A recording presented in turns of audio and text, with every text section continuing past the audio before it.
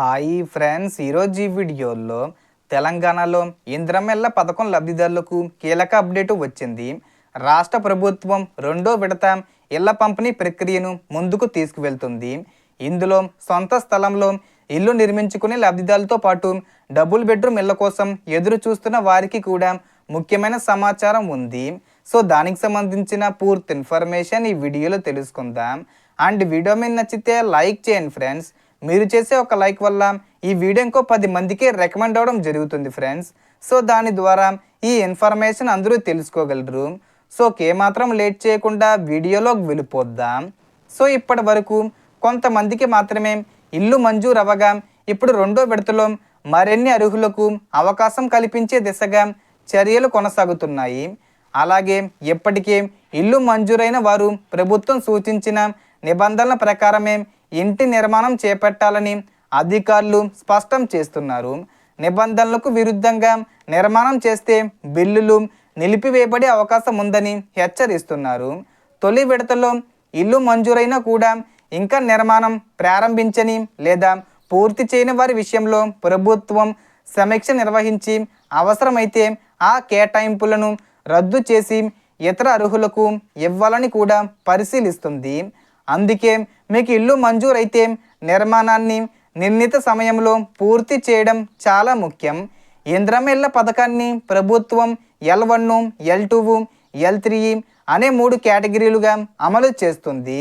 L1 కింద సొంత స్థలం ఉన్నవారికి ఇంటి నిర్మాణ సహాయం, L2 కింద సొంత ఇల్లు లేదా స్థలం లేని అర్హులకు డబుల్ బెడ్రూమ్ ఇల్లు, L3 కింద గతంలో పెండింగ్లో ఉన్న ఇళ్ల పూర్తి, స్లాబ్ దశలో ఉన్న నిర్మాణాలకు సంబంధించిన సహాయం వంటి అంశాలు ఉంటాయి.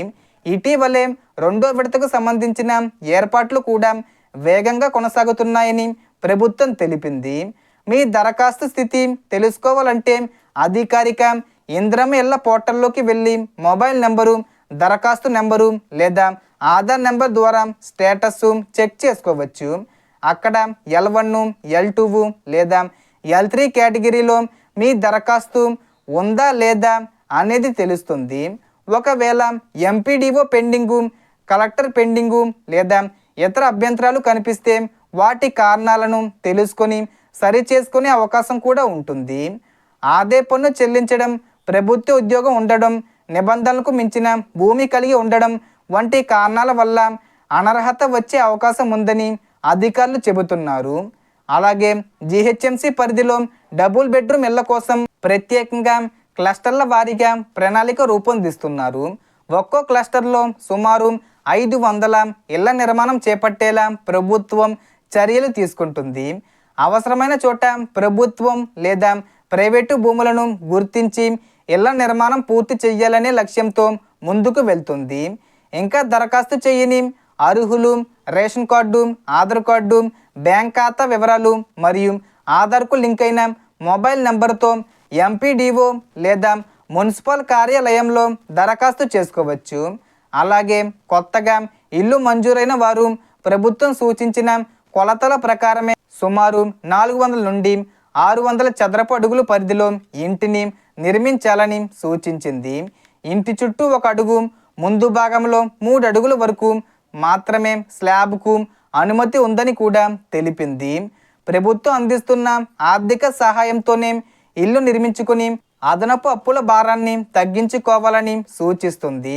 సో దీనికి సంబంధించి ఏ చిన్న ఇన్ఫర్మేషన్ వచ్చినా నేను వీడియో చేసి పోస్ట్ చేస్తాను. ఆ యొక్క అప్డేట్స్ మీరు మిస్ కాకుండా ఉండాలంటే వెంటనే మన ఛానల్ని సబ్స్క్రైబ్ చేసుకోండి. సో ఈ వీడియోలో ఇన్ఫర్మేషన్ ఇది ఫ్రెండ్స్. మీకు ఈ వీడియో నచ్చితే లైక్ చేయండి, షేర్ చేయండి అండ్ సబ్స్క్రైబ్ చేసుకోండి. Thanks for watching.